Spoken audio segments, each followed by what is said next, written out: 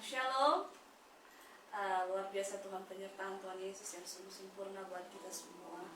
Hari ini kita bersyukur kepada Tuhan. Mungkin yang jemaat Tuhan yang ada di rumah, jemaat GSM Heisa mungkin lihat berbeda lagi hari ini.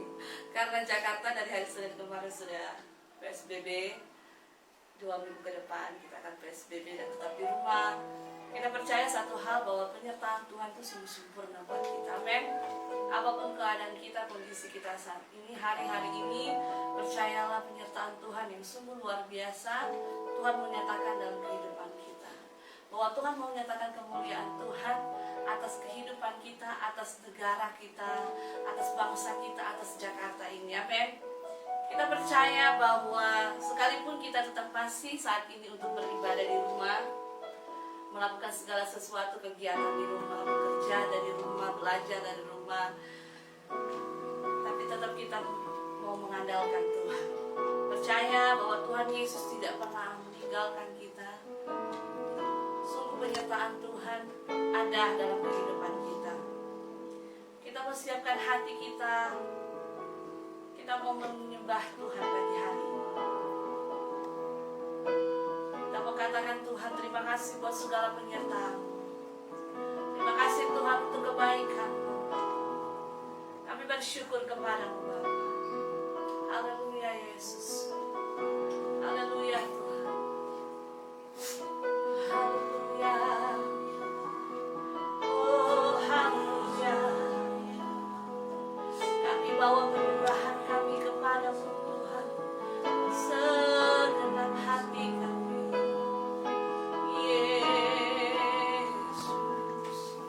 Hallelujah.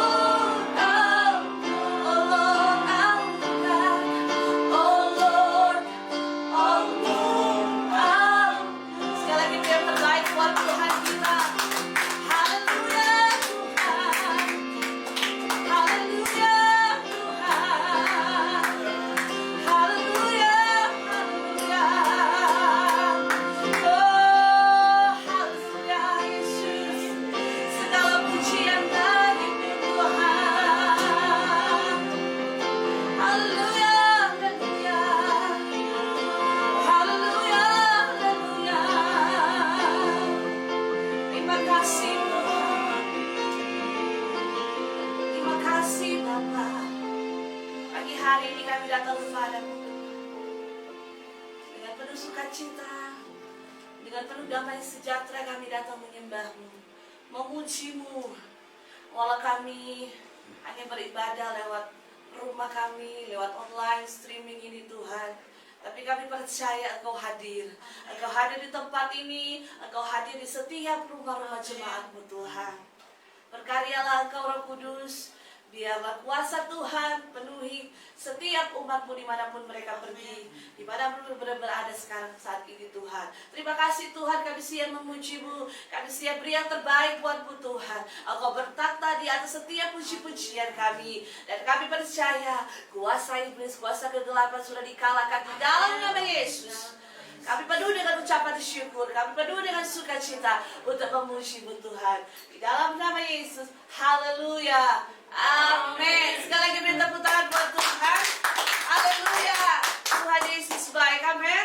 Tuhan Yesus dahsyat, luar biasa buat kita semua. Kita makan pujian ini, Yesusku dahsyat. Haleluya, haleluya. Mari kita tepuk tangan buat Tuhan Yesus. Kita mau memuji Tuhan. Haleluya Tuhan. Alangkah indahnya hidup di dalam Tuhan, Dia mencurahkan berkat yang melimpah. Alangkah indahnya jalan bersama Tuhan, Dia memberikan kuasa untuk menyatakan Yesusku dahsyat, Yesusku dahsyat. Ku beradu kepadamu, Kau Tuhan yang setia di pihak. Yesusku dahsyat, Yesusku dahsyat. Tak terbendung kuasa, Kau yang terhebat, ada terbesar bagiku.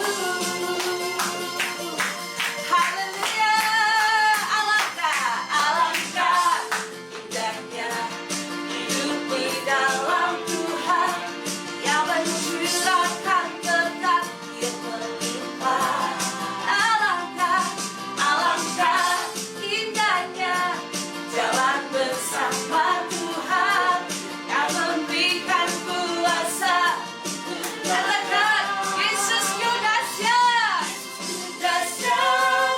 Ku beradu kepadamu, Kau Tuhan yang setia di pihakku. Yesusku dahsyat, amin. Kuasamu, Kau yang terhebat terbesar. Yesusku dahsyat, Yesusku dahsyat.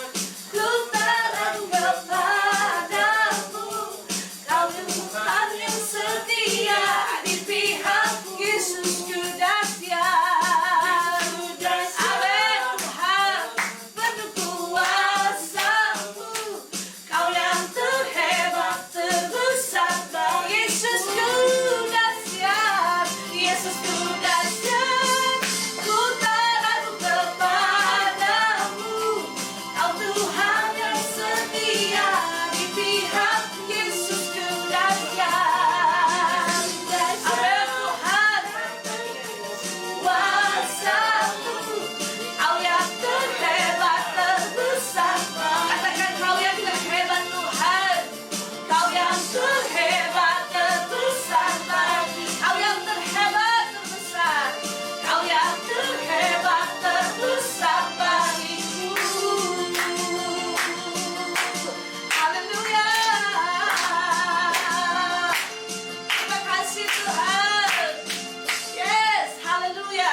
Yesus kita dahsyat, amin. Amin. Tanpa musik coba kita nyanyi. Kita mau katakan Tuhan Yesus dahsyat. Yesusku dahsyat. Ku beradu kepada. Katakan Kau Tuhan yang setia di pihakku. Katakan Yesusku dahsyat, Yesusku dahsyat. Amin Tuhan. Kau yang terhebat, terbesar.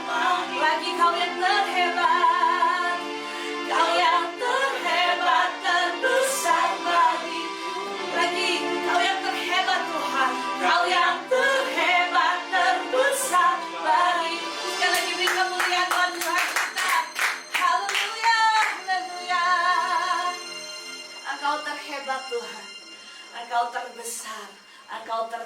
dahsyat. Amin. Amin. Tidak peduli situasi saat ini, hati kita tetap memuji Tuhan. Amin. Hati kita tetap menyembah Tuhan. Sekali lagi beri yang terbaik buat Tuhan. Haleluya. Haleluya Tuhan. Hati kita siap saat ini untuk menerima firman Tuhan. Haleluya. Terima kasih Bapa. Terima kasih Tuhan. Ini hidup kami. Kami hidup hanya oleh karena anugerah. Kami hidup hanya oleh karena kemurahan-Mu Tuhan. Tidak ada satu hal yang kami banggakan di dunia ini selain kami banggakan Engkau. Yang kami puji hanya Engkau, yang kami muliakan hanya Engkau Tuhan. Bagaimanapun keadaan kami saat ini, mungkin situasi kami saat ini saat ada di masa-masa sulit seperti ini Tuhan, tapi kami percaya kuasa kasih-Mu tetap ada dalam hidup kami. Penyertaan-Mu tetap dinyatakan dalam kehidupan kami. Haleluya Yesus. Haleluya. Oh Tuhan, mari buka hatimu kepada Tuhan. Undang Yesus masuk dalam hatimu. Haleluya. Oh Yesus Tuhan, terima kasih Tuhan. Kami bersyukur padamu Bapa. Yes Lord. Ku hidup karena anugerah-Mu. Tiada satu pun dapat ku banggakan, semua karena cinta-Mu. Ini hidupku Tuhan, ini hidupku, pimpin jalanku. Yesus pegang, Yesus pegang erat tanganku. Ku tak dapat hidup di luar kasih-Mu Bapa.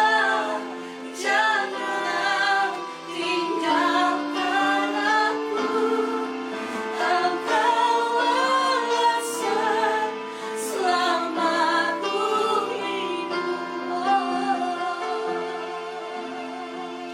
Kasih-Mu mengubah hidupku, kasih-Mu mengubah hidupku. Kau memilihku, Kau memilihku.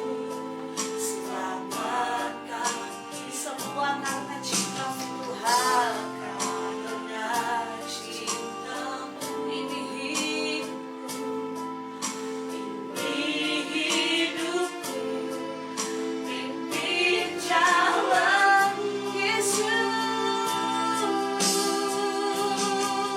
Yesus pegang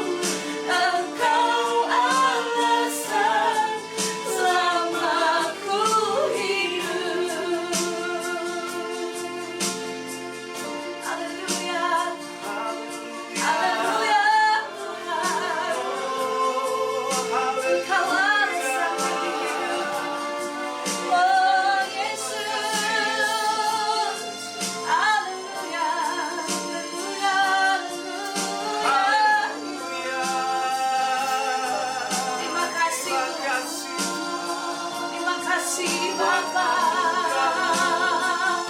Buat kebaikan Yesus.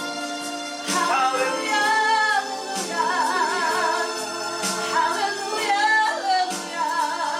Kasih Yesus.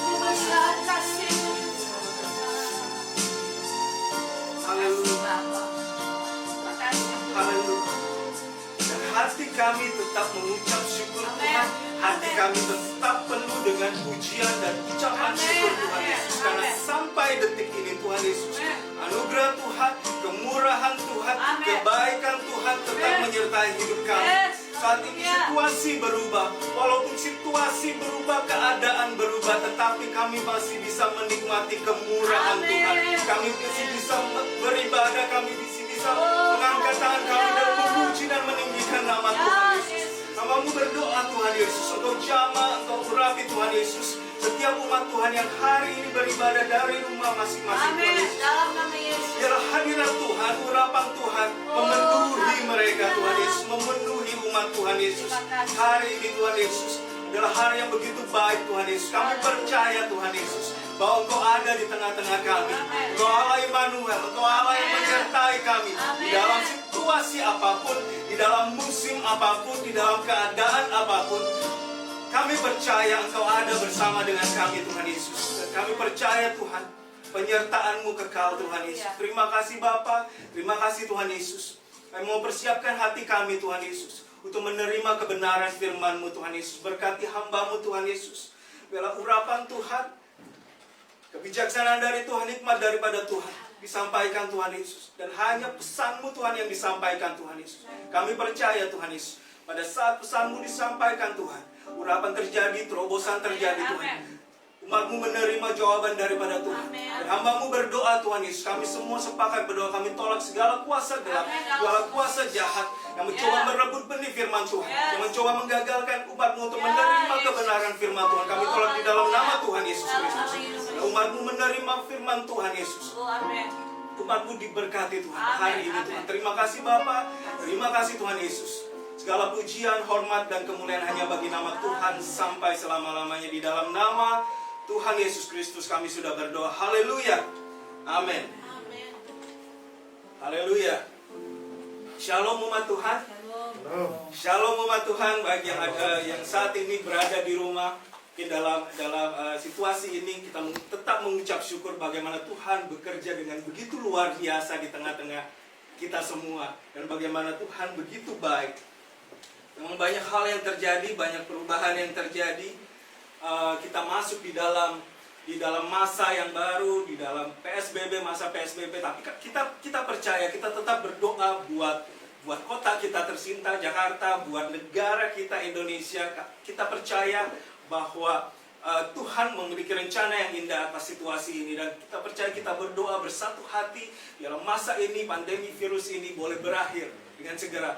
Dan saya percaya banyak umat Tuhan yang mungkin merasakan dampaknya secara langsung, dan baik yang besar maupun yang kecil. Tapi saya berdoa bahwa Allah kita adalah Allah Immanuel.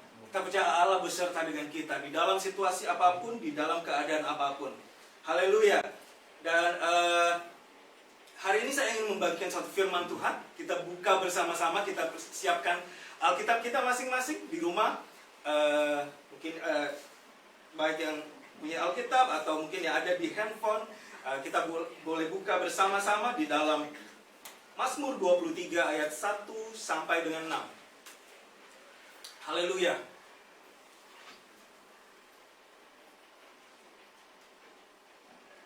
Haleluya.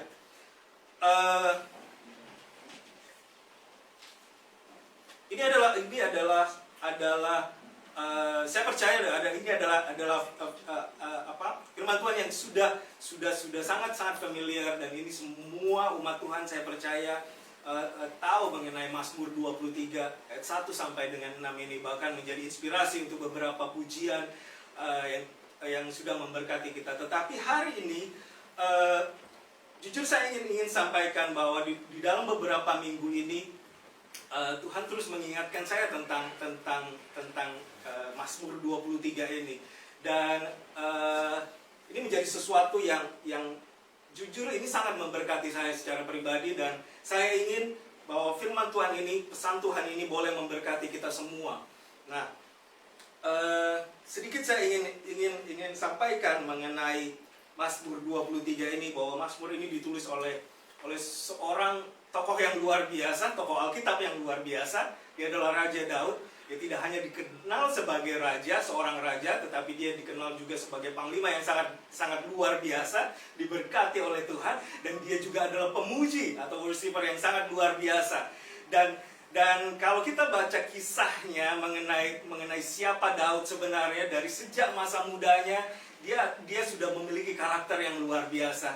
Bahkan di masa mudanya firman Tuhan datang kepada dia melalui perantaran Samuel, dan Samuel mengurapi dia. Bahkan di situ dikatakan bahkan dia masih begitu remaja, begitu sangat muda. Dan satu kejadian, peristiwa yang paling luar biasa yang menjadi titik balik dari kehidupan dia saat dia mengalahkan Goliat. Dan banyak hal-hal lagi yang luar biasa mengenai Daud itu sendiri. Dan waktu saya merenungkan firman Tuhan ini, Mazmur 23 ini, saya melihat bahwa walaupun ini adalah mungkin salah satu dari beberapa mazmur yang sangat pendek sebenarnya, tetapi saya melihat ini setelah saya merenungkan ini adalah bagi saya ini adalah mazmur yang atau pujian dari Daud yang sangat personal bagi saya, bahwa ini mengungkapkan apa yang menjadi kesaksian hidup dari Daud sendiri. Nah, kita akan mengupas ayat ini. Kita akan mengupas Mazmur 23 ini mulai dari ayat pertama sampai dan ke-6 mengenai apa yang sebenarnya Daud ingin ceritakan di dalam pujian ini. Seperti kita tahu bahwa kitab Mazmur adalah kitab sastra. Itu berupa pujian, berupa nyanyian. Tetapi lirik yang ditulis oleh Daud ini pesannya sangat dalam, walaupun disampaikan dengan kata-kata yang sederhana. Tetapi waktu saya renungkan lagi, ada beberapa hal yang memang seperti kita membedah sebuah karya sastra. Beberapa bahasanya itu begitu dalam dan begitu sangat luar biasa. Jadi saya ingin mengajak saudara untuk merenungkan firman Tuhan ini yang sudah sangat populer bagi semua umat Tuhan. Nah, bagi saya Mazmur 23 ini, seperti yang saya katakan di awal, bahwa ini adalah penggambaran dari apa kesaksian hidup dari seorang yang bernama Daud, mulai dari sejak masa mudanya sampai dengan segala prestasi atau pencapaian yang dia peroleh sampai di akhir hidupnya. Bahwa bisa dibayangkan, kalau kita bertanya bagaimana Daud bisa mencapai semuanya itu, mencapai apa yang dia seperti yang dikisahkan di dalam Alkitab. Mulai dari mengalahkan Goliat, di mana itu bisa saja 10 kali dari ukuran tubuhnya saat itu. Dan kemudian memimpin pasukan, dan kemudian menjadi Raja Israel, dan memimpin Israel dengan sangat luar biasa. Sampai akhir hidupnya, dia tetap dikenang sebagai tokoh yang luar biasa. Dan masuk di dalam satu silsilah mesianik, namanya disebut bahwa Mesias lahir dari keturunan Daud. Ini adalah orang yang luar biasa, orang pilihan Tuhan. Nah, kita buka, semua umat Tuhan sudah membuka Mazmur 23. Saya percaya semua umat Tuhan sudah membuka kitab ini. Kita baca mulai dari ayat yang pertama. Saya bacakan buat kita semua, Mazmur 23. Kita baca dulu ayat yang pertama. Tuhan adalah gembalaku, takkan kekurangan aku. Nah, hal yang luar biasa yang saya tangkap dari sini adalah, ini sebuah perkataan yang saya sering mendengar perkataan ini. Semua umat Tuhan sering mendengar perkataan ini. Tuhan adalah gembalaku, takkan kekurangan aku. Tetapi begitu saya merenungkan perkataan apa yang disampaikan oleh Daud di dalam Mazmur ini sebuah pernyataan yang tegas dan bukan main-main. Kenapa? Karena seandainya di Daud hidup di dalam masa sekarang, dan kemudian banyak orang bertanya kepada dia, atau mungkin dia hadir dalam satu interview dan mungkin ditanya, Daud, bagaimana, apa sih rahasia dari semua pencapaian yang anda capai selama ini, kemenangan demi kemenangan, kesuksesan demi kesuksesan, apa sih rahasianya? Dan saya percaya, saya yakin dan percaya Kalimat pertama yang dia sebut adalah Tuhan adalah gembalaku dan takkan kekurangan aku. Oleh sebab itu, sangat luar biasa bahwa Mazmur 23 dibuka dengan ayat ini. Kenapa? Bagi saya, bahwa semua apa yang kita capai itu bermulai dari satu titik. Orang biasa menyebut ini sebagai ground zero atau titik awal. Biasa kalau dalam satu peristiwa ada sebuah ledakan, mereka akan mencari ground zero-nya di mana. Dan saya percaya bahwa ground zero-nya dari Daud adalah ini. Kenapa? Daud adalah seorang raja. Daud adalah seorang panglima. Tetapi dia menyampaikan seperti ini, Tuhan adalah gembalaku. Kenapa gembalaku? Karena ini adalah dunia yang sangat akrab dengan Daud. Dari sejak dulu, dari sejak masa mudanya, waktu Samuel datang ke rumahnya, ke rumah bapaknya, dan Samuel memanggil dia saat itu sedang melakukan apa yang dia tahu, yaitu mengembalakan domba. Dan domba yang dikembalakan itu pun bukan suatu kawanan domba yang besar. Karena Alkitab mencatat itu cuma hanya 2-3 ekor. Bukan suatu yang luar biasa, tetapi dia akrab dengan dunia ini. Oleh sebab itu, pada saat ayat ini dibuka, saya melihat ini adalah ayat yang sebuah kalimat yang sangat intim dan sangat personal. Bahwa dia melihat Allah sebagai gembala dan dia memposisikan dirinya sebagai domba. Karena ini dunia yang dia tahu. Dan saya percaya, kenapa kalimat ini muncul? Karena ini adalah sebuah kalimat yang dia recall dari masa mudanya. Dia tidak melihat bagaimana Tuhan sudah membawa dia mencapai segala sesuatunya. Kemenangan demi kemenangan atau keberhasilan. Tetapi dia, seperti yang saya katakan, dia menyampaikan inilah titik awal. Jika saudara bertanya tentang kepada saya tentang kenapa saya memiliki segala sesuatu ini, kenapa Tuhan membawa saya sampai ke tampuk pimpinan pemerintahan Israel, tertinggi Israel. Inilah asal mulanya. Tuhan adalah gembalaku. Kenapa saya katakan di sini bahwa masa muda ya adalah masa pencarian. Benar? Karena masa muda adalah masa pencarian. Masa muda, di dalam masa muda kita mencari jati diri. Benar? Di dalam itu kita berusaha, saya sih sebenarnya seperti apa? Di dalam masa muda banyak impian yang kita pikirkan, cita-cita yang kita pikirkan. Banyak hal yang kita pikirkan. Bahkan jodoh pun kita cari di masa muda, benar kan? Ya, dari pacar yang satu menjadi pacar yang lain. Tetapi saya melihat ada satu hal yang menarik di masa muda dari Daud. Karena begini saudara, seperti yang saya katakan tadi bahwa masa muda adalah masa pencarian. Terkadang ya, ada banyak beberapa kasus, beberapa hal yang terjadi di masa muda. Sibuk mencari sana sini, sibuk ke kiri dan ke kanan dan menjelajahi semuanya. Pada akhirnya banyak anak muda yang tersesat di dalam pencariannya. Oleh karena itu, waktu saya membaca ini dan melihat ini, bagaimana Daud menjelaskan bahwa titik awalnya adalah dia tahu apa yang terjadi di masa mudanya. Dan dia sudah menemukan apa yang dia cari. Satu hal yang disebut adalah Tuhan sendiri. Karena jarang sekali anak-anak muda menemukan Tuhan di awal, di masa mudanya. Oleh karena itu, saya banyak mendorong anak-anak muda, pegang firman ini.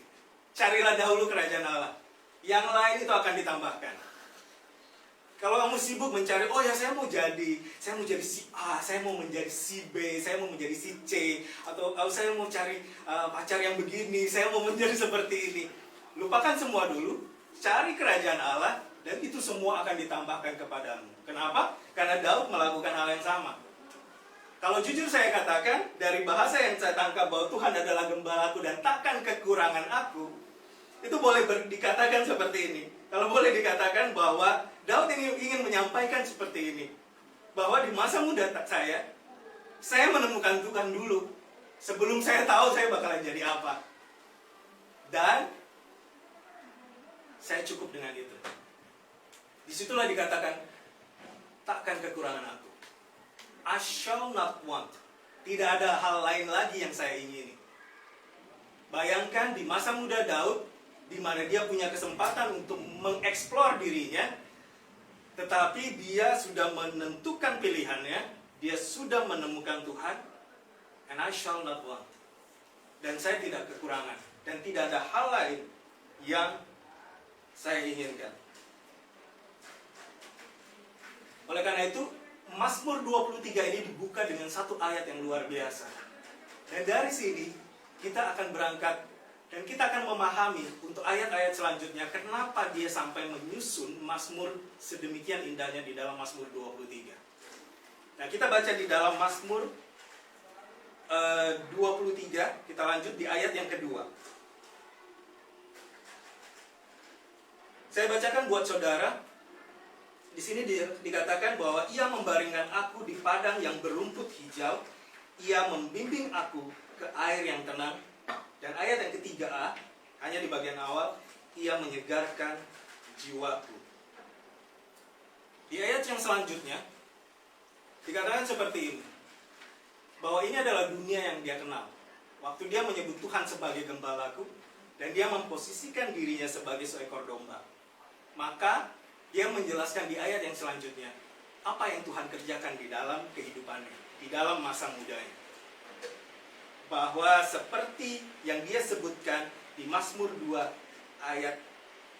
Mazmur 23 ayat yang kedua tadi, ia membaringkan aku di padang yang berumput hijau, ia membimbing aku ke air yang tenang, ia menyegarkan jiwaku. Ada dua hal yang terjadi di sini. Ada dua hal yang Daud ingin sampaikan. Tuhan mengerjakan ini di dalam kehidupannya. Pada saat dia memposisikan dirinya sebagai domba, seekor domba, dunia yang dia kenal. Yang pertama adalah pemulihan.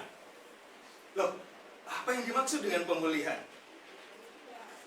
Saya katakan kepada saudara, setiap dari kita butuh pemulihan. Bahkan dari sejak masa muda. Mungkin bertanya, bahkan dari sejak masa muda, apakah saya butuh dengan pemulihan? Oh ya, saya katakan kepada saudara seperti ini. Kita buka di dalam Roma 3 ayat yang ke-23. Nanti kita akan balik lagi ke Mazmur 23. Tetapi kita akan buka di dalam Roma 3 ayat 23. Paulus menulis seperti ini. Saya bacakan buat saudara.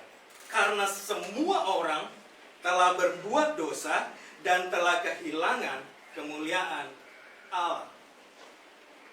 Bahwa semua orang, dikatakan semua orang, tidak terlepas siapapun itu, semua orang telah berbuat dosa dan telah kehilangan kemuliaan Allah. Nah, saya ingin memperkuat pernyataan Paulus dalam Kejadian 6 ayat 21. Dikatakan seperti ini. Kejadian 6 ayat 21. Saya bacakan buat saudara.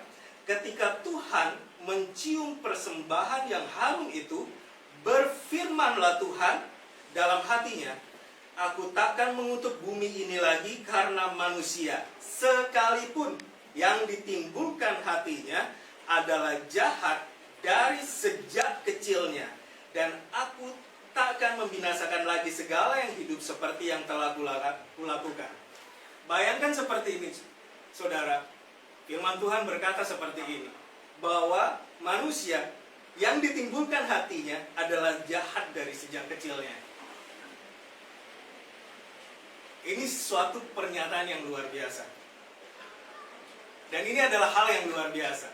Oleh sebab itu, kenapa saya katakan demikian? Kenapa Daud memerlukan pemulihan di masa dia masa mudanya, dia sebagai domba yang punya semangat tinggi, tetapi dia menceritakan apa yang Tuhan kerjakan di dalam kehidupannya. Hal pertama adalah memulihkan dia. Apa sih pemulihan itu? Pemulihan adalah mengembalikan kepada situasi atau keadaan yang sebelumnya. Pada saat manusia jatuh di dalam dosa, semua gambar dan rupa Allah itu sudah hilang dan sudah rusak. Jadi inilah yang dipulihkan. Kenapa saya katakan seperti ini? Ayat yang ingin saya bagikan adalah ayat yang selalu menjadi pegangan saya di dalam Amsal 14 ayat 12. Dikatakan seperti ini, Amsal 14 ayat 12. Ada jalan yang disangka orang lurus, tetapi ujungnya menuju maut. Nah saudara, mungkin di dalam masa muda saudara, dalam masa muda teman-teman semua, mungkin berkata, oh ya, Saya cocok menjadi ini, saya bagus menjadi ini, saya bagus ini. Segala sesuatu yang saudara impikan, saudara cita-citakan, apa yang saudara inginkan, apa yang saudara mungkin programkan, oh saya mau meraih ini di dalam usia saya, mau melakukan ini di dalam usia saya. Tetapi saya tekankan, tanpa Tuhan, semua akan berakhir dalam kebinasaan.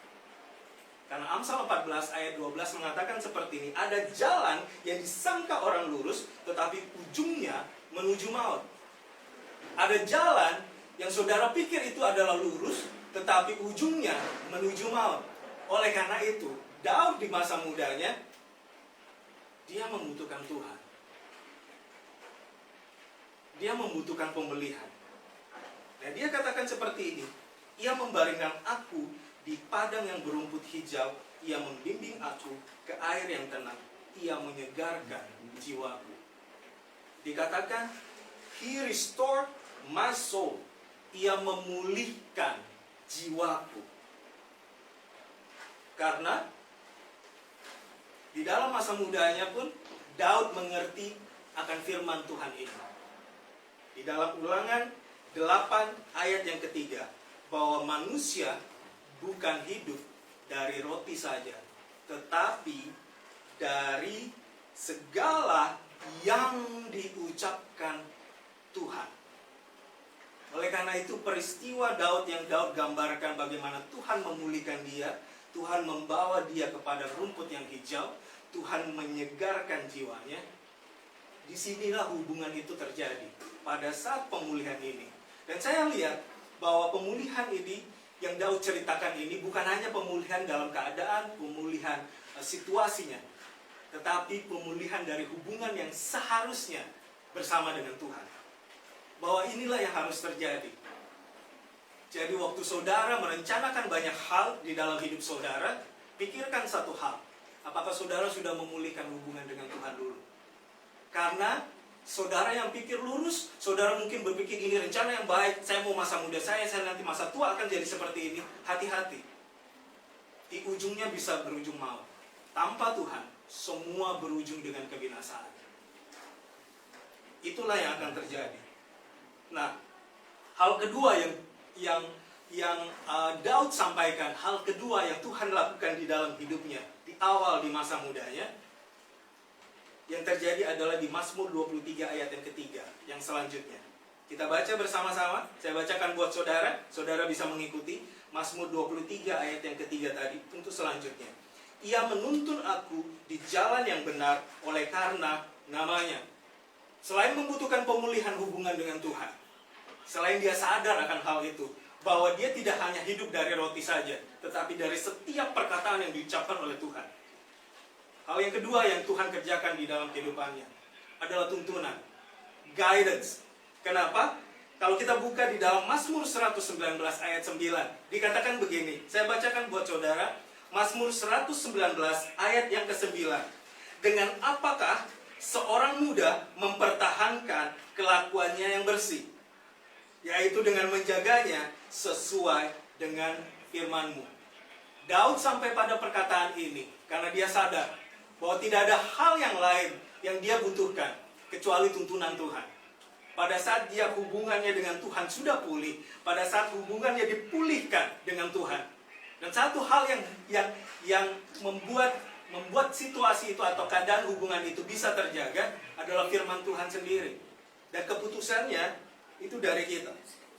Jadi pada saat kita dipulihkan, hubungan kita dipulihkan dengan Tuhan, kita bukan menjadi domba yang liar dan kemudian saking senangnya kita lari ke sana kemari, dan akhirnya apa? Kita pun akhirnya jadi tersesat kembali. Tetapi firman Tuhan di dalam Mazmur 119 ayat 9 dikatakan dengan jelas sekali, dengan apakah seorang muda mempertahankan kelakuannya bersih, yaitu dengan menjaganya sesuai dengan firman-Mu. Itu hal yang dia lakukan. Itu hal yang Tuhan kerjakan di dalam hidup Daud di masa mudanya. Haleluya. Jadi apa yang Daud buka di dalam Mazmur 23 ayat yang pertama, itu adalah titik awal dari semua yang dia sampaikan sampai di Mazmur 23 ayat yang ke-6. Nah, Kita lanjut sekarang di Mazmur 23 ayat yang keempat. Oke?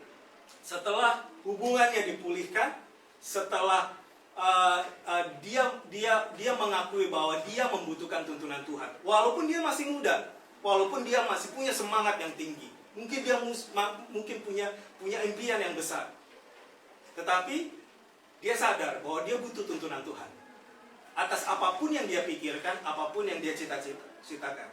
Nah, selanjutnya, apa yang terjadi dalam kehidupan Daud? Tertulis di dalam Mazmur 23 ayat yang keempat. Saudara boleh mengikuti, saya bacakan buat saudara.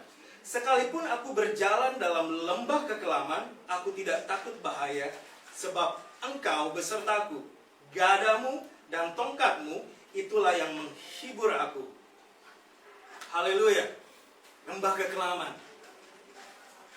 Lembah kekelaman di sini, kalau secara harafiahnya ini berkata tentang kematian sebenarnya. Tetapi di dalam makna figuratifnya pun juga menggambarkan suatu keadaan yang bisa menyerupai kematian. Oh, keadaannya seperti apa? Ya, keadaan depresi, keadaan tekanan yang bisa membuat kita berpikir, oh ini sudah tidak ada harapan, saya lebih baik mati ataupun segala hal seperti itu.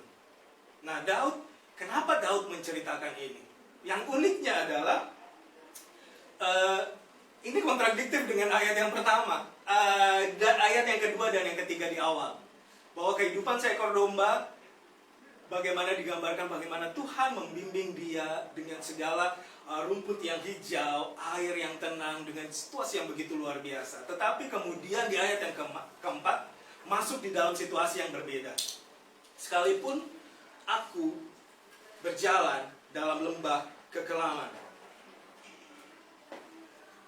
Dia ini seperti Daud ingin menyampaikan bahwa setiap domba, ya, setiap domba Tuhan, setiap umat gembalaan Tuhan harus melewati ini, lembah kekelaman. Apakah yang terjadi di dalam lembah kekelaman ini? Kalau saya katakan kepada saudara bahwa di dalam lembah kekelaman inilah proses pendewasaan itu terjadi. Apa yang terjadi di dalam kehidupan Daud? Di dalam lembah kekelamannya Daud. Kalau saudara saudara mengikuti dan membaca Alkitab dan mengikuti apa yang terjadi di dalam kehidupan Daud. Dari sejak Samuel datang ke rumahnya dan mengurapi dia, dan kemudian dari sejak saat itu dikatakan di sana roh Tuhan bekerja atasnya. Mulai hari itu. Tetapi yang uniknya adalah bahwa Daud baru dipilih memerintah, baru naik menjadi raja atas Israel pada umur 40 tahun. Loh, apa yang terjadi di dalam masa muda itu? Apa yang terjadi di masa itu sebenarnya, di tengah-tengah itu? Banyak hal yang terjadi, saudara. Kalau boleh saya ceritakan, banyak hal yang terjadi di dalam yang saya sebutkan adalah lembah kekelamannya Daud. Tetapi banyak hal yang Daud capai di dalam masa-masa ini. Karena di dalam masa-masa ini bukan sekedar lembah kekelaman, tetapi ini adalah sebuah proses menuju pendewasaan penuh. Kenapa saya katakan demikian? Di dalam masa-masa inilah dia berhadapan dengan Goliat, dia menjadi panglima, dia disukai oleh Raja Saul, tetapi kemudian di saat-saat tertentu dia pengen juga ditombak oleh Raja Saul.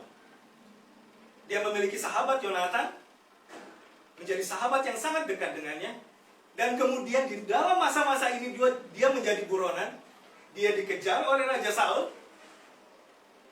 dan pada satu kesempatan dia begitu dekat dengan Raja Saul, tetapi karakter dari Daud teruji di sini bahwa dia tidak membunuh Raja Saul. Padahal dia mempunyai 1000 alasan untuk bisa membunuh Raja Saul, tetapi dia tidak membunuh Raja Saul. Dan hebatnya, di dalam lembah kekelaman inilah dia menemukan orang-orang panglima-panglimanya yang setia, yang nanti akan berperang bersama-sama dengan dia. Sampai akhirnya dia naik tahta pada umur yang ke-40, dia memiliki kedewasaan penuh. Saudara, saya tidak tahu apa yang saudara alami hari ini. Masa-masa sulit, masa-masa apapun itu. Tetapi Saya ingin sampaikan kepada saudara bahwa di dalam lembah kekelaman yang saudara rasakan hari ini, saya katakan kepada saudara bahwa ini adalah masa-masa menuju pendewasaan penuh. Bahwa ini adalah masa-masa di mana Tuhan bukan membiarkan saudara untuk musnah. Kenapa? Dikatakan di sini, Daud mengatakan seperti ini, "Aku tidak takut bahaya sebab engkau besertaku. Gadamu dan tongkatmu, itulah yang menghibur aku." Di masa-masa sekarang ini, kalau saudara boleh mengerti bahwa waktu dia menyebut sebab engkau besertaku, bahasa aslinya menyebutkan seperti ini, Ata Imanu. Imanu ini sebenarnya akar kata dari kata Immanuel sebenarnya. Immanuel itu terdiri dari dua kata, El dan Immanu, yaitu Allah beserta dengan kita. Ata itu adalah engkau. Yang dia maksud adalah Elohim. Jadi waktu dia menyebutkan bahwa engkau besertaku, dia mengakui bahwa Tuhan tidak pernah meninggalkan dia sendiri. Immanuel. Dan apa yang terjadi di ayat yang selanjutnya, di kalimat yang selanjutnya, "Gadamu dan tongkatmu itulah yang menghibur aku." Di masa sekarang, Tuhan Yesus pun tidak meninggalkan kita sendiri. Tetapi Tuhan Yesus menjanjikan ini, dan dia sudah menyatakan bahwa aku tidak akan meninggalkan engkau sendiri. Aku akan mengutus penghibur kepadamu. Bahwa di masa-masa sekarang ini,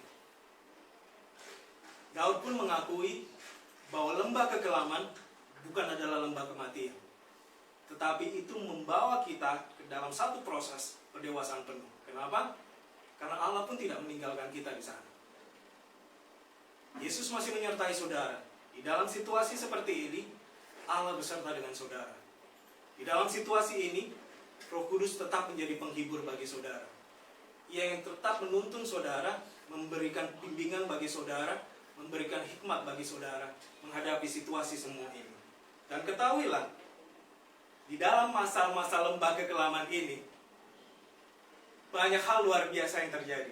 Seperti yang saya katakan tadi di awal, Daud menemukan panglima terhebatnya di dalam masa-masa pelariannya. Daud dibentuk karakternya di dalam masa-masa pelariannya. Percayakah saudara bahwa mujizat terbesar yang saudara alami justru terjadi di dalam lembah kekelaman? Bos, percayakah saudara, tanpa masalah-masalah yang saudara hadapi hari ini, saudara tidak akan melihat bagaimana Tuhan menyatakan kemuliaannya. Jadi hari ini, percayakah saudara bahwa Tuhan bisa mengubah situasi saudara sama seperti mengubah air pahit menjadi air manis? Amin? Amin? Dalam situasi ini. Mungkin saudara situasi ini, oh Tuhan, ampun Pak Pendeta, ini situasinya udah lebih dari air pahit. Tapi saya dorong saudara, percayakah saudara bahwa Tuhan mampu mengubah situasi saudara saat ini seperti Ia mengubah air pahit menjadi air manis di Mara? Dan percayakah saudara Tuhan mampu melakukan hal yang mustahil seperti mengeluarkan air dari gunung batu? Walaupun saudara berpikir, oh Tuhan, gimana? Tidak ada sumber sama sekali. Ini semua seperti batu semua di depan saya. Percayakah saudara bahwa di dalam lembah kekelaman ini, kemuliaan Tuhan tetap dinyatakan. Tuhan bisa mengeluarkan air dari gunung batu. Seperti Dia melakukan semuanya itu di dalam kehidupan saudara. Tuhan akan melakukan hal yang paling mustahil di dalam kehidupan saudara. Yang penting, saudara harus pahami ini. Daud tidak fokus pada lembah kekelamannya, tetapi dia fokus kepada engkau besertaku, dan gadamu dan tongkatmu, itulah yang menghibur aku. Dia tidak fokus pada lembah kekelamannya, apa yang terjadi di sana, tetapi dia fokus pada ini. Dan inilah yang terjadi. Jadi, apa yang terjadi di dalam lembah kekelaman yang ingin disampaikan oleh Daud? Satu hal yang terjadi, yang Tuhan inginkan terjadi, yang Tuhan bentuk Daud di sini. Yang pertama adalah mengalahkan diri sendiri dan beralih mengandalkan Tuhan sepenuhnya. Pada momen ini, Daud mungkin bisa berkata, saya kan diurapi oleh Samuel pada waktu masa muda. Roh Tuhan saya merasakan begitu kuat dan begitu luar biasa. Saya mengalahkan orang yang 10 kali lebih kuat daripada saya. Tetapi karakternya Daud dibentuk di sini. Tuhan tidak menginginkan itu. Yang saya tahu bahwa Allah beserta dengan saya, Allah lah yang akan membela saya. Segala sesuatu yang menimpa saya tahu Allah beserta dengan saya. Itu yang Daud sampaikan. Nah, untuk selanjutnya, dari yang pertama, Tuhan adalah gembala. Dan kemudian Daud berkata, saya melewati tahapan ini. Saya melewati tahapan waktu saya bagaikan seekor domba di hadapan Tuhan. Saya butuh pemulihan, saya butuh tuntunan. Yang kedua, proses yang kedua, dikatakan di dalam Mazmur 23 ayat yang keempat, Tuhan membawa saya ke dalam lembah kekelaman. Bukan untuk menghancurkan saya, tetapi untuk membentuk saya menuju pendewasaan penuh. Dan yang ketiga, proses yang dijalani oleh Daud terjadi di dalam Mazmur 23 ayat 5 dan 6. Saya bacakan buat saudara. Engkau menyediakan hidangan bagiku di hadapan lawanku. Engkau mengurapi kepalaku dengan minyak. Pialaku penuh melimpah. Kebajikan dan kemurahan belaka akan mengikuti aku seumur hidupku, dan aku akan diam dalam rumah Tuhan sepanjang masa. Nah, ini agak sedikit kalau saya bilang kalimat ini begitu dalam karena ada suatu bahasa sastra yang dipakai di sini. Kita bedah satu-satu kalimat ini ya. Dikatakan engkau menyediakan hidangan bagiku di hadapan lawanku. Kalau saudara perhatikan, penggambaran tentang domba itu sudah hilang di ayat yang kelima dan keenam. Loh, kemana domba-domba tadi? Kemana itu? Seperti yang saya katakan, bahwa di ayat 4 itu adalah masa transisi di situ. Oleh karena itu saya sebut di dalam lembah kekelaman adalah suatu proses menuju pendewasaan penuh. Tetapi banyak umat-umat Tuhan ya yang mungkin betah sebagai domba. Oh, saya lebih senang seperti ini aja, semua disediakan oleh Tuhan, semua begitu nyaman, semua begitu itu. Tetapi Tuhan tidak menginginkan itu. Tuhan akan membawa saudara di dalam lembah kekelaman saudara sendiri. Apa itu? Sesuatu yang saudara takutkan, mungkin yang paling takutkan, tetapi Tuhan akan membawa itu di hadapan saudara, memberikan kesempatan saudara menghadapi itu. Tetapi satu janjinya bahwa Tuhan akan beserta dengan saudara, bahwa gada dan tongkatnya itulah yang menjadi penghiburan bagi saudara. Di dalam masa inilah, setelah melewati masa inilah, Daud berkata, engkau menyediakan hidangan bagiku di hadapan lawanku. Percaya saudara, ayat ini, kalimat ini tidak akan terucap kalau Daud tidak mengalami apa yang terjadi di ayat keempat. Nah, oleh karena itu, saya ingin jelaskan beberapa hal di dalam kalimat ini.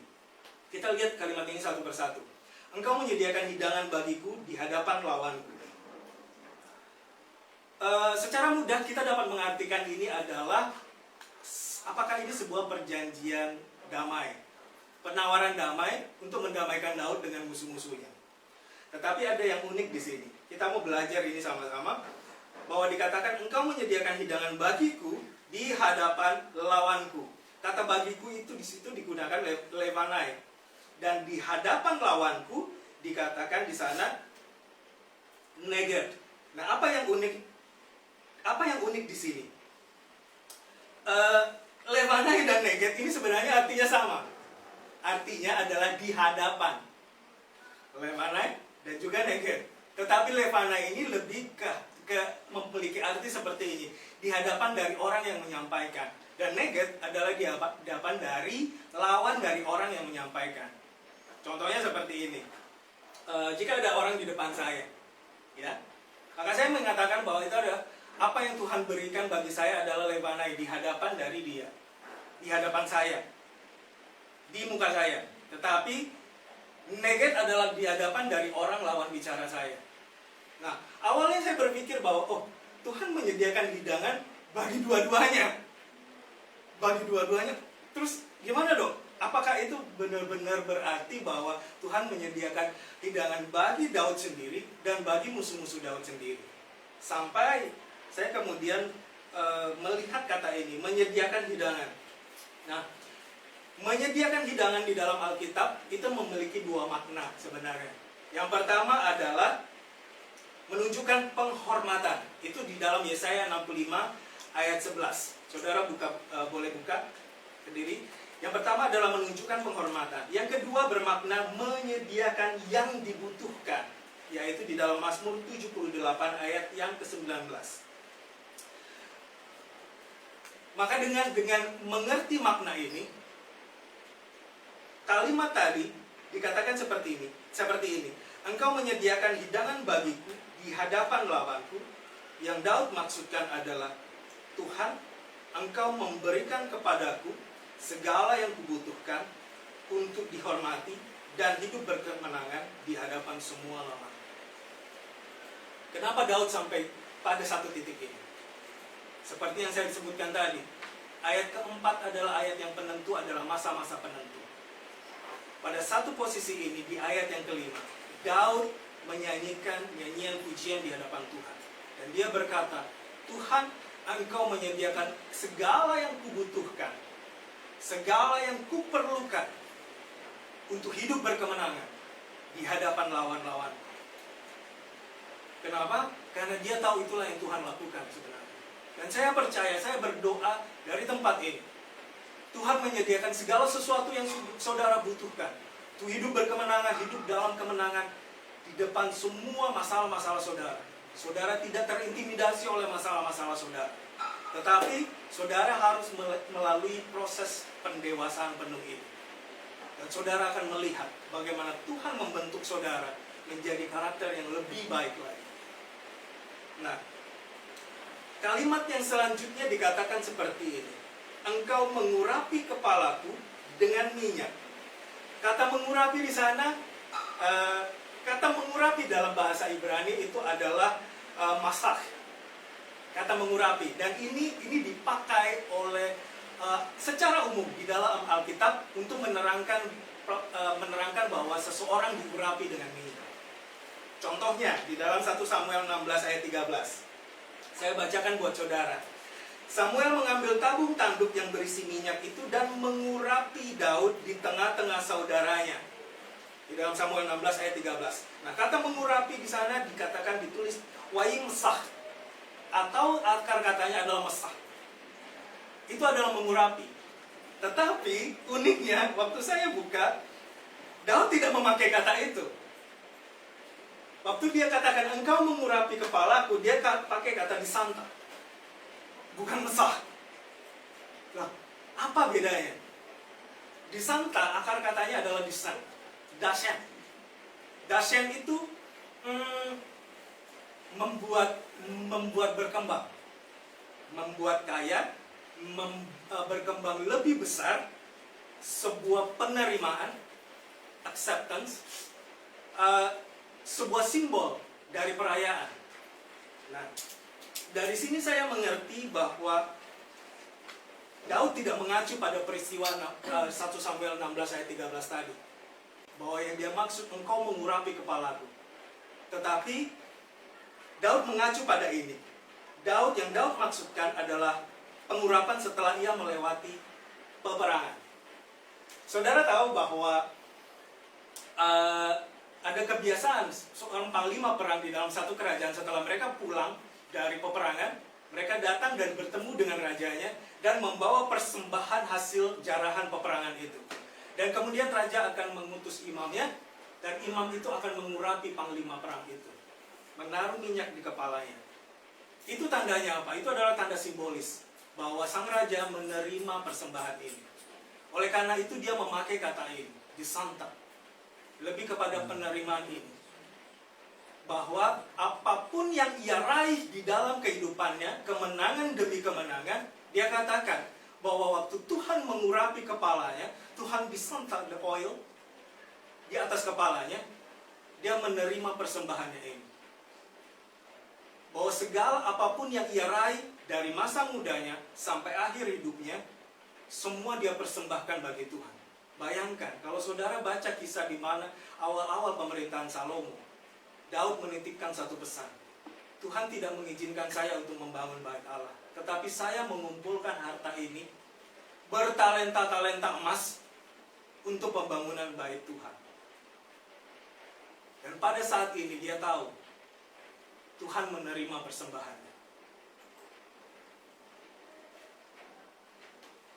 Jadi Kalau boleh saya bacakan secara lengkap, mengartikan secara lengkap ayat yang kelima dan keenam ini bagi saudara, menjadi satu kalimat yang saudara boleh mengerti. Saya bacakan buat saudara. Jadi yang Daud sampaikan adalah, Tuhan, Engkau memberikan kepadaku segala yang kubutuhkan untuk dihormati dan hidup berkemenangan di hadapan semua lawan-lawanku. Engkau menerimaku, dan daripada mulah kemenanganku, kebajikan dan kemurahan belaka akan mengikuti aku seumur hidupku, dan aku akan diam dalam rumah Tuhan sepanjang masa. Untuk itulah kenapa kemudian saya mengerti satu kalimat ini nyambung dengan kalimat yang terakhir. Karena waktu saya memahami, saya nggak nyambung kemana domba-domba itu pergi. Kenapa ini bahasanya beralih ke sini. Tetapi setelah ini saya mengerti bahwa inilah sebenarnya yang disampaikan oleh Daud sebenarnya. Bahwa Tuhan, Engkau memberikan kepadaku segala yang kubutuhkan untuk dihormati dan hidup berkemenangan di hadapan semua lawan-lawanku. Engkau menerimaku, daripada mulah kemenanganku, kebajikan dan kemurahan belaka akan mengikuti aku seumur hidupku, dan aku akan diam dalam rumah Tuhan sepanjang masa. Sebuah nyanyian kemenangan. Saudaraku, dari sini saya melihat bahwa proses yang diceritakan oleh Daud adalah proses seumur hidup sebenarnya. Kenapa saya katakan demikian? Dari seekor domba menjadi seorang raja yang besar. Jadi dari seekor yang tidak punya apa-apa, kalau boleh saya katakan begini, latar belakang Daud itu dia adalah anak bungsu. Bagi orang Israel, anak bungsu itu adalah anak yang dipikirkan sekian untuk mendapatkan warisan. Kenapa? Yang harus mendapatkan warisan adalah yang pertama dulu, yang sulung dulu. Dia anak yang bungsu. Oh, dia nggak memikirkan, oh saya akan dia harus melewati banyak saudara. Oke? Jadi dia tidak berpikir macam-macam. Dia bahkan tidak membayangkan hal yang besar terjadi dalam hidupnya. Tetapi pesan yang Tuhan sampaikan kepada Samuel, bahwa manusia melihat rupa dan Tuhan melihat hati. Pilihan Tuhan bukan berdasarkan apakah kamu sulung, apakah kamu pewaris dari keluargamu, ataukah kamu pintar, atau kamu punya kemampuan yang besar. Tetapi Tuhan melihat hati. Disitulah pengurapan pertama terjadi. Dan kemudian proses itu terjadi. Nah, ada beberapa peristiwa di dalam lembah kekelaman Daud. Daud terjatuh. Betul. Saudara boleh mengikuti kisahnya. Pada saat peristiwa dengan Batsheba, pada saat peristiwa dia menghitung orang Israel yang seharusnya dia tidak lakukan, apa yang Daud lakukan? Daud kembali ke titik awal. Dia datang kepada Tuhan bagaikan domba yang tersesat. Dia tidak datang sebagai raja, dia tidak datang sebagai orang yang sudah melalui banyak pertempuran atau orang yang memperoleh banyak kemenangan. Tetapi dia datang kepada Tuhan sebagai seekor domba yang tersesat. Kalau boleh saya ibaratkan, kita bicara Mazmur. Mazmur adalah pujian atau lagu. Ayat yang pertama dan sampai ketiga itu adalah bagian verse sebenarnya. Ayat yang keempat adalah pre-chorus sebelum chorusnya. Tetapi ayat yang kelima dan keenam adalah bagian chorusnya, puncaknya. Nah, banyak dari kita mau dari verse, kita mau langsung ke chorus. Tetapi ada pre-chorusnya sebenarnya. Ada masa-masa menuju itu sebenarnya. Tetapi di dalam kehidupan, pada saat kita jatuh di dalam lembah kekelaman, Tuhan mengizinkan kita untuk kembali ke verse. Sebagai domba yang tersesat, memulihkan hubungan lagi dengan Tuhan, meminta tuntunan lagi dengan Tuhan. Dan Daud pun melakukan hal yang sama. Daud berjalan lagi. Daud hidup di dalam kehidupan yang sudah dipulihkan. Dia tahu peristiwa Batsheba adalah keputusan yang salah. Dan itu adalah kedagingannya. Tetapi dia mau datang kepada Tuhan sebagai domba yang tidak berdaya, yang butuh pemulihan, yang butuh tuntunan.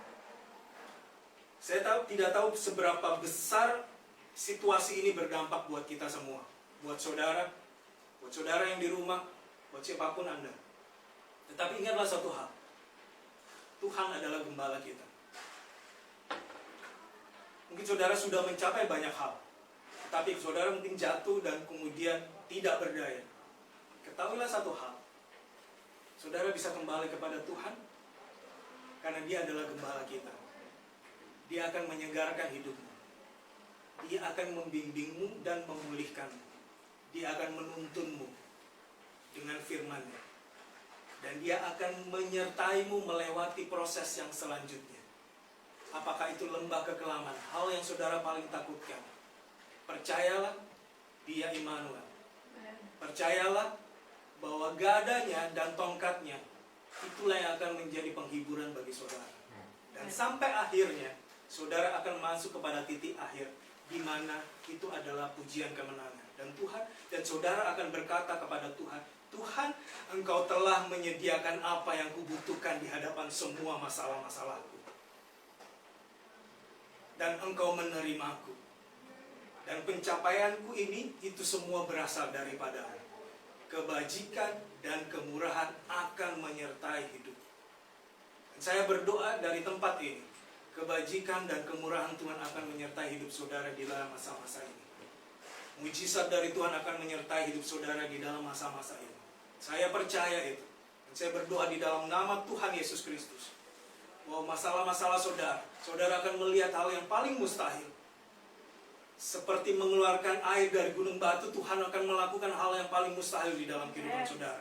Seperti mengubah air pahit menjadi air manis, Tuhan akan mengubah situasi saudara. Ketahuilah bahwa semua ini adalah proses menuju pendewasaan. Sampai titik akhirnya saudara akan menyanyikan nyanyian kemenangan ini di hadapan Tuhan.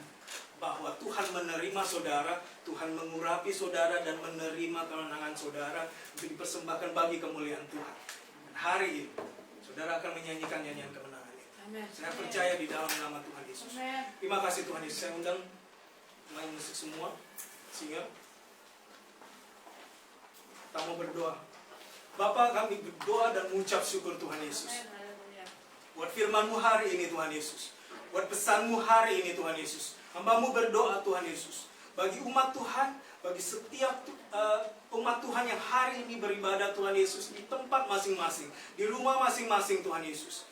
Hari ini hamba-Mu berdoa Tuhan Yesus, biarlah Engkau menjamah mereka, Engkau mengurapi mereka, Engkau memenuhi mereka Tuhan Yesus. Engkau Allah yang beserta dengan kami Tuhan Yesus. Di dalam situasi ini Tuhan Yesus, Engkau Allah yang beserta dengan kami. Engkau Allah yang menyediakan penghiburan bagi kami Tuhan Yesus. Roh Kudus, Engkau Allah penghibur kami di tengah-tengah situasi ini Tuhan Yesus. Kami percaya Tuhan Yesus. Dan hamba-Mu berdoa Tuhan Yesus. Hamba-Mu berdoa Tuhan bagi semua umat Tuhan. Engkau menyediakan apa yang mereka butuhkan dalam situasi seperti ini Tuhan Yesus. Di hadapan setiap masalah-masalah mereka. Begitu menghimpit, begitu menyulitkan Tuhan. Begitu stressful Tuhan Yesus. Tetapi hamba-Mu percaya Engkau mencukupkan segala sesuatunya. Engkau menyediakan segala sesuatunya. Bahkan berlimpah untuk hidup di dalam kemenangan Tuhan Yesus. Di dalam nama Tuhan Yesus Kristus. Engkau mengurapi mereka Tuhan Yesus. Engkau memberikan perkenanan-Mu atas mereka Tuhan di dalam nama Tuhan Yesus Kristus. Mereka akan berjalan di dalam kuasa Tuhan. Mereka akan berjalan di dalam nama Tuhan Yesus Kristus. Mereka akan menerima kuasa untuk mengalahkan maut, untuk mengalahkan sakit penyakit, untuk mereka akan berjalan nama Tuhan Yesus. Dan hamba-Mu berdoa Tuhan, biarlah kebajikan, kemurahan Tuhan, anugerah Tuhan akan mengikuti umat-Mu dalam Kristus.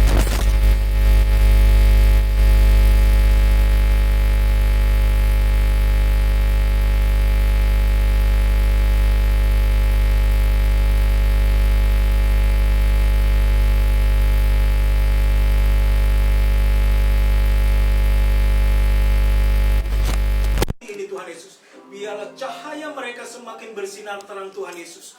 Di dalam nama Tuhan Yesus Kristus. Di dalam nama Tuhan Yesus Kristus. Berikan hati yang tenang Tuhan Yesus. Engkau yang menenangkan jiwa mereka. Engkau yang menenangkan hati mereka menghadapi segala situasi Tuhan Yesus. Bahwa sekalipun kami berjalan di dalam lembah kekelaman, Engkau Allah yang beserta dengan kami Tuhan. Engkaulah penghiburan kami Tuhan Yesus. Engkaulah penghiburan kami Roh Kudus. Dan sekalipun kami tidak akan kekurangan satu apapun Tuhan Yesus. Karena Engkau yang menyediakan hidangan bagi di hadapan semua masalah kami Tuhan Yesus. Engkau yang memberikan apa yang kami butuhkan Tuhan. Terima kasih Tuhan Yesus. Terima kasih Bapa. Ini perkataan iman kami Tuhan Yesus.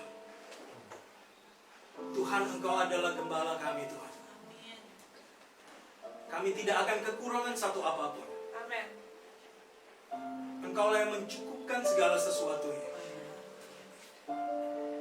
Engkau yang melimpahkan berkat Tuhan Yesus. Dan menjadikan kami sebagai berkat bagi orang lain Tuhan Yesus. Pakai kami Tuhan. Pakai gerejamu Tuhan Yesus. Di masa seperti ini. Bahwa gerejamu akan bersinar lebih terang lagi. Menjadi cahaya bagi kota ini. Menjadi cahaya bagi negeri ini. Menjadi berkat bagi kota ini. Bagi saudara-saudara kami Tuhan Yesus. Di dalam nama Tuhan Yesus Kristus. Bahwa kami tidak mau fokus kepada keadaan kami Tuhan Yesus. Tetapi kami mau tetap fokus kepada Tuhan yang selalu beserta dengan kami Tuhan Yesus. Terima kasih Bapa, terima kasih Tuhan Yesus. Terima kasih Tuhan Yesus. Segala pujian dan kemuliaan hanya bagi nama Tuhan sampai selama-lamanya. Di dalam nama Tuhan Yesus Kristus. Haleluya. Amin. Sekalipun aku dalam lembah kelam, ku tak takut, sebab Kau besertaku. Sekalipun badai ombak datang menerpa, ku tak gentar, sebab Kau di sisiku. Katakan aku percaya. Aku percaya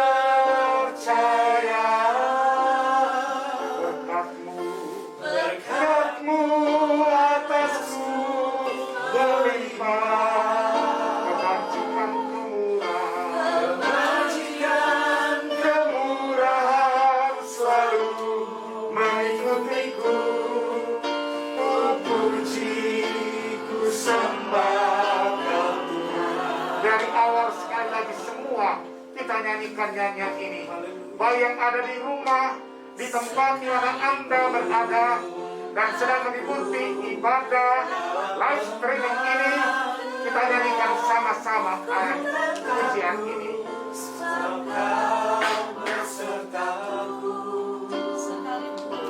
Sekalipun badai ombak datang menerpa, ku tak gentar, sebab Kau di sisiku. Aku percaya. Aku percaya berkat-Mu atasku melimpah, kebajikan kemurahan selalu mengikutiku.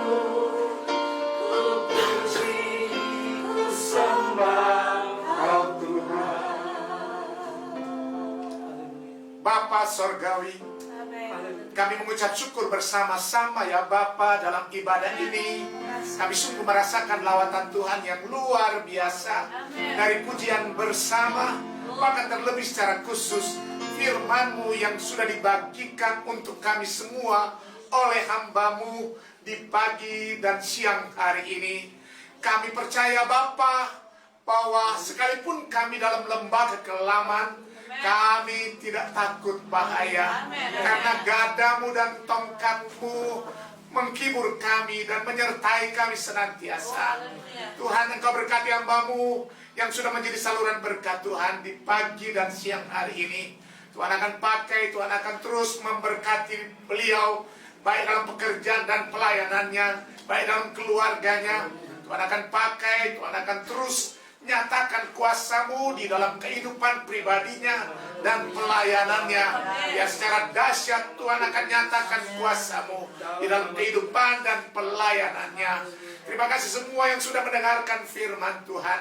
Kami percaya dimanapun Anda berada hari ini, Tuhan akan melawat Anda sekalipun kita dalam keadaan kondisi yang tidak begitu menyenangkan. Oleh karena hari-hari ini adalah hari-hari di mana kita sedang diuji oleh Tuhan dengan ujian pandemi COVID-19 ini.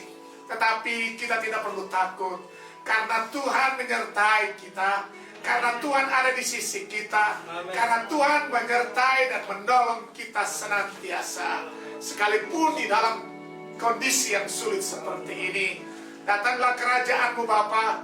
Nyatakan kuasa kemuliaan-Mu bagi umat-Mu dimanapun mereka berada hari-hari ini.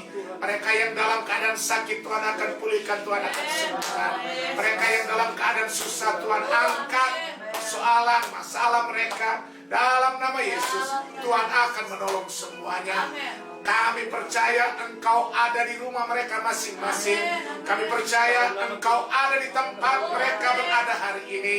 Tuhan akan memberkati tanpa terkecuali. Tuhan akan nyatakan kuasa-Mu dalam kehidupan mereka. Pada saat ini ya Bapak, kami berdoa juga untuk bangsa dan negara yang kami cintai. Dari Sabang sampai Merauke, dari Rote Miangas, Tuhan akan lindungi bangsa kami ini. Kami berdoa ya Bapa agar Tuhan akan turun tangan. Kami menghardik kuasa COVID-19 ini dalam nama Yesus Kristus. Kami percaya bahwa Engkau tidak meninggalkan anak-anak-Mu. Engkau tidak meninggalkan bangsa yang kami cintai. Berkati presiden kami, wakil presiden, Kabinet Indonesia Maju, Tuhan akan menolong semua mereka yang berusaha keras ya Bapa untuk menangani penyebaran COVID-19 ini. Tuhan akan mampukan mereka, Tuhan akan menolong mereka semuanya. Terima kasih ya Bapa, terima kasih Tuhan Yesus. Kami juga berdoa buat gereja kami ya Bapa. Tuhan akan memberkati di masa-masa ini. Kami kembali tidak bisa berada di gedung gereja kami. Kami tidak kembali berada bersama-sama dalam ibadah onsite. Tetapi Engkau Allah kami, pemelihara agung kami, tidak pernah meninggalkan anak-anak-Mu. Semuanya Tuhan akan memberkati. Tidak ada yang terkecuali. Dijaga, dilindungi oleh Tuhan. Tuhan akan memproteksi dengan kuasa darah Yesus Kristus semua anak-anak-Mu. Biar Tuhan akan mengangkat, Tuhan akan memberkati. Dan Tuhan posisikan pada satu posisi di mana mereka menikmati kemenangan demi kemenangan atas segala persoalan dan masalah hidup ini. Terima kasih Bapak, terima kasih. Semua yang sudah melayani Tuhan di hari ini, Tuhan akan berkati. Gabriel sebagai WL, Tuhan akan pakai, memberkati, berikan kekuatan kesehatan senantiasa. Anjeni ya Bapak, yang Tuhan juga sudah memakai, Tuhan mereka sudah menjadi singer, Tuhan akan pakai, Tuhan akan berkati keluarganya, berkati anak-anaknya, berkati pelayanannya, dan berkati juga ya Bapak Yordan hari ini sudah mengambil bagian jadi singer. Tuhan akan pakai, Tuhan akan berkati keluarganya, berkati anaknya, berkati istrinya, berkati pekerjaannya. Kami serahkan ke dalam tangan Tuhan. Juga kami berdoa Bapak buat Junior, buat Miro yang hari ini ya Bapak berkenan untuk melayani sebagai keyboard. Tuhan akan pakai, Tuhan akan memberkati dia, berikan kekuatan kesehatan senantiasa. Kami menyerahkan masa depannya ke dalam tangan Tuhan, dia diberkati oleh Tuhan. Kami berdoa secara khusus ya Bapak buat studio Next Production ini yang dikelola oleh hamba-Mu Diakan Marlon Tangkowit. Tuhan akan memberkati tempat ini ya Bapak. Sudah menjadi saluran berkat Tuhan untuk kami bisa mengadakan aktivitas ibadah online ini. Kami berdoa agar berkat Tuhan akan turun di tempat ini, berkat Tuhan akan turun di studio ini, berkat Tuhan akan memberkati keluarganya, istri dan anak-anaknya diberkati oleh Tuhan dengan berkat yang luar biasa. Semua yang memandu semua media yang kami gunakan, Tuhan akan berkati dengan luar biasa. Terima kasih Bapak, terima kasih Tuhan Yesus. Marilah kita mengangkat tangan kita, Bapak Ibu Saudara sekalian, dan kita akan menerima berkat dari Tuhan. Saudara-saudara, Terimalah berkat yang dari Allah Bapa. Tuhan memberkati dan melindungi engkau. Tuhan menyinari engkau dengan wajah-Nya dan memberikan engkau kasih karunia. Tuhan pula menghadapkan wajah-Nya dan memberikan engkau damai sejahtera. Dan damai sejahtera yang melampaui akal memenuhi hati dan pikiranmu dari sekarang sampai selama-lamanya. Hormat bagi Allah Bapa kita, Tuhan kita. Hormat bagi Allah Bapa, hormat bagi anaknya, hormat bagi Roh penghibur ketiganya yang esa. Haleluya, haleluya, ketiganya yang esa. Saudara-saudara, kita mengetahui bahwa Tuhan menyertai keluar masuk kita dari sekarang sampai selama-lamanya. Dalam nama Yesus Kristus, Sang Firman yang hidup itu memberkati dan menyertai kita senantiasa. Dalam nama Yesus, kami berdoa dan mengakhiri ibadah online ini. Haleluya, semua yang percaya bersama saya katakan, amin, amin.